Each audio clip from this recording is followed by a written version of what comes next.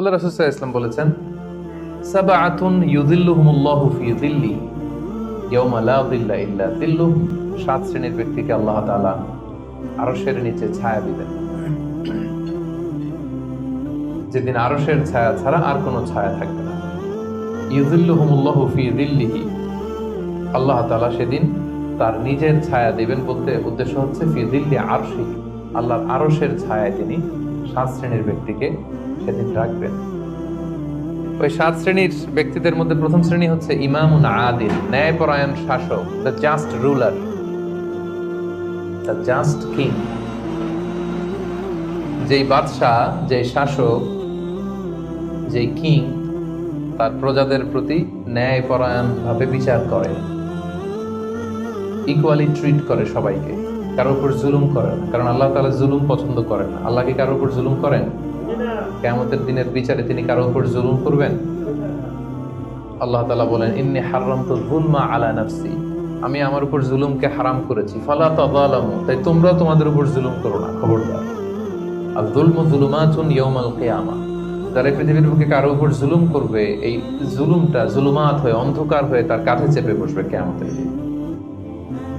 So আল্লাহ তাআলা প্রথম 7 জনের মধ্যে সর্বপ্রথম যাকে আরশের নিচে ছায়া দিবেন তিনি হচ্ছেন ইমামুন আদিল, just king, the just ruler, ন্যায়পরায়ণ শাসক, যারা আদালতের সাথে কাজ করে। ইন্নাল্লাহা ইয়া'মুরুকুম বিল আদলি ওয়াল ইহসান, আল্লাহ তাআলা এই আদালতের ব্যাপারে, জাস্টিসের ব্যাপারে সবসময় তিনি আদেশ করেন। জাস্টিস ভায়োলেট হয়, ন্যায়পরায়ণতা, ইনসাফ, এটা ভায়োলেট হয়, এটা আল্লাহ তাআলা কখনো চান না। যারা বিচার করার সময় ন্যায় বিচার করে, উভয় পক্ষের কথা শুনে, যারা রায় দেওয়ার সময় ন্যায় সঙ্গতভাবে রায় দেয়, যারা জনগণের ট্রিট করার সময় সঠিকভাবে ট্রিট করে, সেই ধরনের রাজা যারা, সেই ধরনের কিং যারা, রুলার যারা, তারা সেদিন স্থান পাবে। সো ইমামুন আদিল, প্রথম শ্রেণী হচ্ছে এমন শাসক যে হচ্ছে ন্যায়পরায়ণ, যার কাছে কেউ বিচার চাইলে সে মাজলুম হয় না, তার জনগণের প্রতি যে দায় দায়িত্ব এটা সে সঠিকভাবে পালন করে। বিচার করার সময়, রায় দেওয়ার সময় সে উল্টাপাল্টা রায় দেয় না, আদালতের সাথে সবাইকে এক চোখে দেখে। এই ব্যক্তিকে সেদিন আল্লাহ তাআলা আরশের নিচে ছায়া দিবে। এই পয়েন্টটা সবার কাছে ক্লিয়ার না? 2 নাম্বার হচ্ছে ওয়াশাবুন নাশাআ ফি ইবাদাতিল্লাহ, এমন যুবক যে যুবক তার যৌবনটাকে আল্লাহর ইবাদতে কাটিয়েছে। এই যুবক তার যৌবনের মোক্ষম সময়টা অন্যায় করে কাটায় না, আজে বাজে কাজ করে কাটায় না, জুলুম করে কাটায় না, দুর্নীতি করে কাটায় না, টেন্ডারবাজি, চাঁদাবাজি, মিথ্যা, খারাপ কাজ, কোন এই ধরনের কাজের সাথে নিজেকে জড়িত রাখে না, বরং নাশাআ ফি ইবাদাতিল্লাহ, আল্লাহর ইবাদতে সে তার জীবনটাকে কাটায়। এই যৌবনের এই সময়টাকে যারা আল্লাহর ইবাদতে তারা কাটিয়েছে, তাদেরকে আল্লাহ তাআলা আরশের নিচে ছায়া দিবেন। 3 নাম্বার হচ্ছে ওয়ারাজুলুন কলবুহু মুআল্লাকুন বিল মাসাজিদ, এমন ব্যক্তি যার হৃদয়টা সবসময় মসজিদের সাথে ঝুলে থাকে, মসজিদের সাথে সবসময় লেগে থাকে, মসজিদের সাথে সম্পৃক্ত, মসজিদ ছাড়া আর কিছু ভালো লাগে না। এরকম কিছু টাইপ লোক আছে না? মসজিদ থেকে নামাজ পড়ে চলে আসছে বাসায়, কিন্তু মন পড়ে আছে কই? আমাদের অনেকের যায় মসজিদে কিন্তু মন থাকে কই? বাড়িতে। উল্টা হয়ে যায় আর কি, উল্টা যেন না হয়। অনেকে দেখবেন যে জোহরের নামাজ পড়ে বাসায় আসছে, বাট মনটা পড়ে আছে মসজিদে। এই 3 নাম্বার ব্যক্তি হচ্ছে রাজুলুন কলবুহু মুআল্লাকুন বিল মাসাজিদ। 3 নাম্বার ওই ব্যক্তিকে আল্লাহ আরশের নিচে জায়গা দিবে যার হৃদয়টা মসজিদের সাথে লেগে থাকে। আর মসজিদ খুব ভালো লাগে। জোহর পরে বাসায় আসে কিন্তু মনটা পড়ে থাকে মসজিদে, ভাবে যে আসরটা পড়তে কখন যাব। আবার আসরের সময় যে যখন বের হয় মনে মনে ভাবে মাগরিবের সময় আমি কই থাকবো, আশেপাশে সূরাও থাকবে কিনা, মসজিদের জায়গা থাকবে কিনা, নামাজটা জামাতে হবে কিনা, একটা টেনশন, একটা পেরেশানি, সবসময় মসজিদের দিকে মনটা লেগে থাকে সবসময়।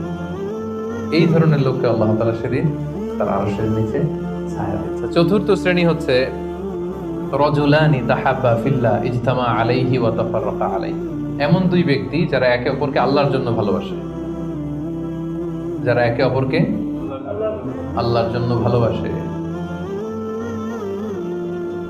আল্লাহর জন্য ভালোবাসা, তারা যাই করে আল্লাহর জন্য করে। আমরা একে অপরের সাথে দেখা হলে বলি না ভাই উহিব্বুকা ফিল্লাহ, আপনাকে আমি আল্লাহর জন্য ভালোবাসি, বলি না? এই যে আল্লাহর জন্য ভালোবাসা, একে অপরকে আল্লাহর জন্য যদি কেউ ভালোবাসে, এই দুইজন লোককে আল্লাহ তাআলা সেদিন আরশের নিচে ছায়া দেবে। হাদিসে কুদসিতে আল্লাহ তাআলা সেদিন বলবেন, আইনাল মুতাহাব্বুনা বিজালালি, আমার জন্য একে অপরকে ভালোবাসছি তারা কোথায়? কোথায় তোমরা যারা আমার জন্য একে অপরকে ভালোবেসেছো, কোথায় তোমরা আসো? আজকে উযিল্লুকুম ফি যিল্লি ইয়াওমা লা যিল্লা ইল্লা যিল্লি, আজকে আমার আরশের নিচে আমি তোদের ছায়া দিয়ে রাখবো। আজকে আমার দেয়া ছায়া ছাড়া আর কোনো ছায়া নাই। তাই আমরা একে অপরকে যারা আল্লাহর জন্য ভালোবাসবো, তাদেরকে আল্লাহ তাআলা সেদিন আরশের নিচে ছায়া দেবেন। সুবহানাল্লাহ পড়েন। আল্লাহর জন্য ভালোবাসা কি? যাকে দেখলে আল্লাহর কথা স্মরণ হয়, তার কথা শুনলে আল্লাহর কথা স্মরণ হয়, তার সাথে বসলে আখেরাতের কথা স্মরণ হয়। এমন বন্ধু আরেকজন আছে, এর সাথে বসলেই শুধু হিন্দি সিনেমার গান, এর সাথে বসলেই শুধু হারাম আলাপ, এর সাথে বসলেই অপ্রয়োজনীয় কথাবার্তা, অন্যের গীবত, চগলখড়ি, ব্যাকবাইটিং, এগুলো। এটা আল্লাহর জন্য তার সাথে সম্পর্ক নয়। তার সাথে সম্পর্কটা আমার আল্লাহর জন্য। আল্লাহ তাআলার কারণে আমি তাকে ভালোবাসি, কারণ সে আল্লাহর বান্দা, সে আল্লাহর প্রিয় বান্দা, সে আল্লাহর আদেশগুলো মেনে চলে। তাহলে একে অপরের ভালোবাসা হবে কার জন্য? আল্লাহর জন্য। ইজতামা আলাইহি, এই ভালোবাসা নিয়েই তারা পৃথিবীতে একত্রিত হয়।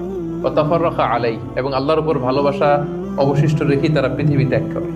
এই ধরনের লোককে আল্লাহ তাআলা সেদিন আরশের নিচে ছায়া। 5 নাম্বার হচ্ছে ওয়ারাজুলুন দাআত ইমরাআতুন যাতু মানসিবিন ওয়া জামাল, এমন লোক, দাআত ইমরাআতুন যাতু মানসিবিন ওয়া জামাল, এমন ব্যক্তি যাকে কোনো সম্ভ্রান্ত, ডিগনিফাইড এন্ড প্রেস্টিজিয়াস ফ্যামিলির খুব দেখতে সুন্দর, গর্জিয়াস, বিউটিফুল কোনো লেডি তাকে পাপ কাজের জন্য আহ্বান করল, বিবাহ বহির্ভূত সম্পর্কের জন্য, দৈহিক সম্পর্কের জন্য আহ্বান করল, এবং সে চাইলেই এই অশ্লীল কাজে, এই ব্যভিচারে, এই পাপ কাজে জড়িত হয়ে যেতে পারত, কিন্তু সে সেটা করেনি, সুযোগ পেয়েও এই কাজ করেনি।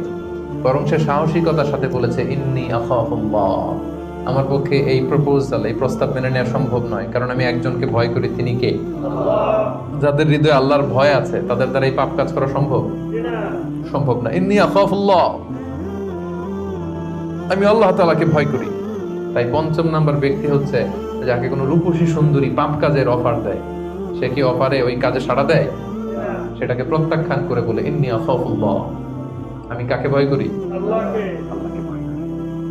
তাহলে 5 নম্বর ব্যক্তি হচ্ছে যারা নিজেকে পুত পবিত্র রাখে, যারা নিজেকে পাপ কাজ থেকে বাঁচিয়ে রাখে। 6 নম্বর হচ্ছে রাজুলুন তাসাদ্দাকা বিসাদাকাতিন ফাআখফাহা, এমন ব্যক্তি যে গোপনে দান করে। কিভাবে দান করে? গোপনে। কতটা গোপনে দান করে? হাত্তা লা তা'লামু শিমালু মা তুনফিকু ইয়ামিনু, এত গোপনে দান করে যে তার ডান হাত কি দান করেছে, বাম হাত সেটা টের পায় না। সুবহানাল্লাহ। এই হাত দিলে কি এই হাত সাথে থাকবে না? তারপরও আল্লাহ রাসূল সাল্লাল্লাহু আলাইহি ওয়াসাল্লাম হাদিসের ভাষ্যটা, বাক্য চয়নটা এমন ভাবে করেছেন যে এত গোপনে দেয় যে এই হাত কি করে, এই হাতই জানে না। এই হাত কি করে, এই হাতই জানে না।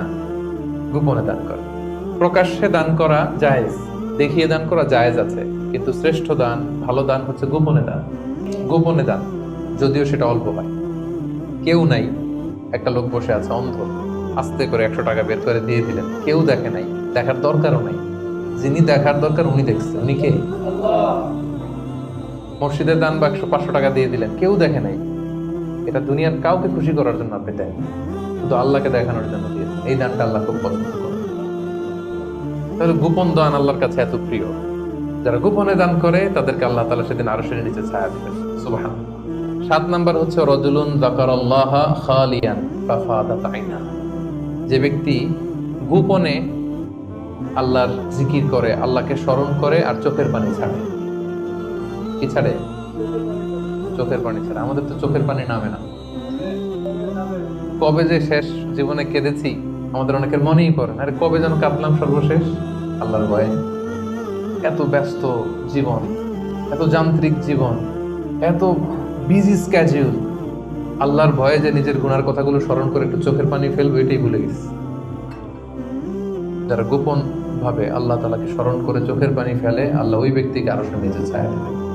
তাহলে সর্বশেষ শ্রেণী হচ্ছে যে ব্যক্তি গোপনে আল্লাহরে ডাকে আর আল্লাহর ভয়ে চোখের পানি ছাড়ে। এই 7 শ্রেণীর ব্যক্তিকে আল্লাহ তাআলা সেই ভয়ঙ্কর দিন, যেদিন কোনো ছায়া নাই, গরম, পেরেশান, মানুষ ক্লান্ত, শ্রান্ত, ঘর্মাক্ত, সেই ভয়ঙ্কর দিন আল্লাহ তাআলা আরশের নিচে আমাদেরকে ছায়া দেবে। আমরা যেন এই 7 শ্রেণীর অন্তর্ভুক্ত হতে পারে, আল্লাহ তাআলা আমাদেরকে তৌফিক দান করুক। আমরা বলি আমিন।